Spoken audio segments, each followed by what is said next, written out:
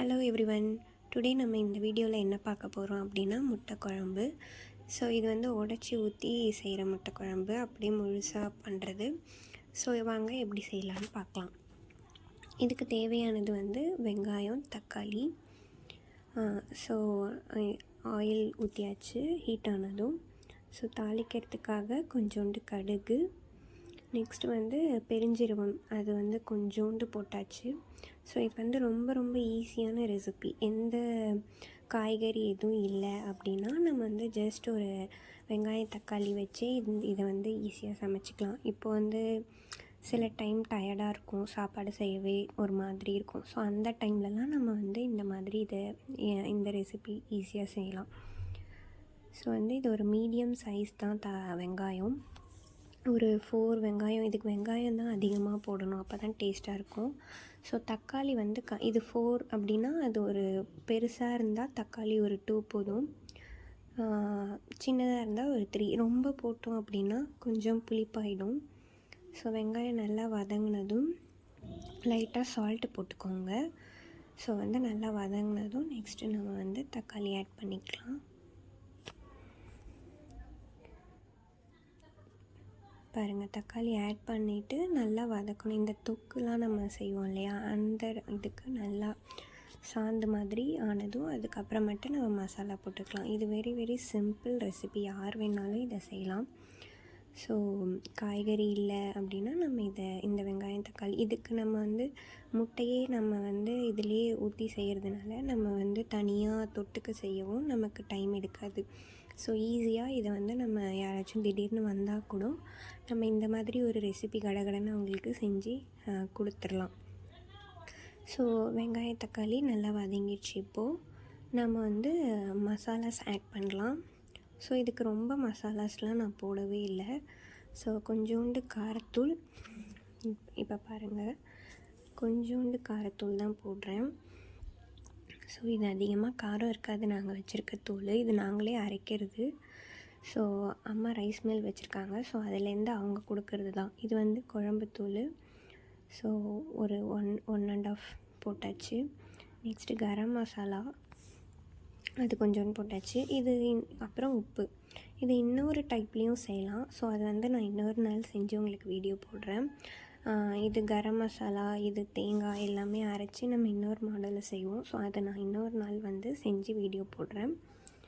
இது நல்லா வதங்கினதுக்கப்புறம் இதெல்லாம் மசாலாஸ்லாம் நல்லா வதங்கினதுக்கப்புறம் நமக்கு தேவையான அளவுக்கு தண்ணி ஊற்றி கொதிக்க வச்சுக்கலாம். ஸோ தண்ணி ஊற்றிக்கலாம். ஸோ நாங்கள் 2 பேர் தான், ஸோ அதனால் கொஞ்சமாக தண்ணி ஊற்றிக்கிட்டேன். இது கொஞ்சம் நேரம் மூடி வச்சு நம்ம வந்து கொதிக்க வைக்கலாம். ஸோ இந்த டைம் உப்புலாம் வந்து நான் செக் பண்ணிக்கிறேன்.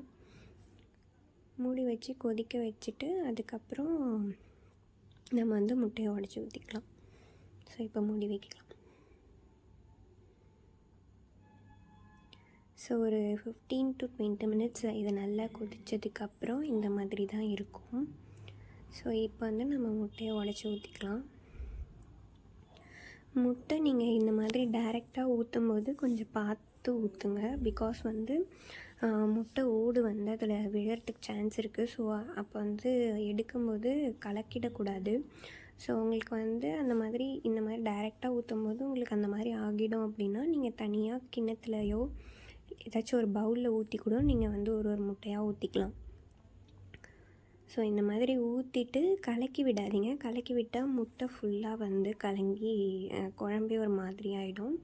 ஸோ இந்த மாதிரி நம்ம முட்டை எல்லாத்தையும் ஒரு சைடு ஊற்றிட்டு மூடி வைக்கணும். ஜஸ்ட் ஒரு 5 மினிட்ஸ் நீங்கள் மூடி வச்சிட்டாலே போதும், அந்த முட்டை வந்து வெந்துடும். அதுக்கப்புறம் நம்ம ஓப்பன் பண்ணி திருப்பி விடலாம். ஸோ காட்டுறோம் பாருங்கள் எப்படின்னுட்டு. ஸோ பாருங்கள், ஒரு 5 மினிட்ஸ்க்கு அப்புறமா நம்ம முட்டை வந்து நல்லாவே வெந்திருக்கும். ஸோ அதை வந்து அப்படி இப்படி திருப்பி விடுங்க.